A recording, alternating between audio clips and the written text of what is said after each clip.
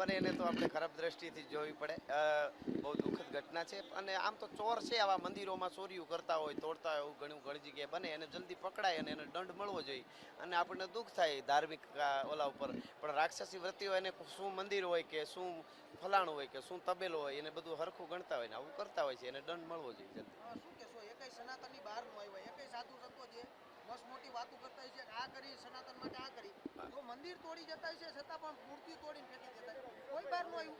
બહાર તો આવવું જોઈએ, વાત સાચી છે. પણ ચોરી કરીને તો આવું કેટલી જગ્યાએ મંદિરોમાં તોડે કરે છે. તો એનો કાયદો એનું કામ કરે છે. એટલે બીજું બહાર એટલે તો ખાલી કામ કાયદો કામ કરે એમાં તોડ સનાતન આવી ગયું તો સનાતનનો ધર્મ જો ખરેખર અન્ય તો ધર્મના વાંચશું. લોકો આમાં સંડોવાયેલા હોય તો શું તો તોડી નાખવા જોઈએ ને.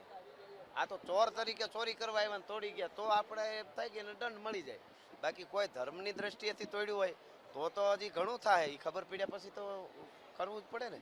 પણ હજી પાકું ન થાય ત્યાં સુધી આપણને ઓલું થાય.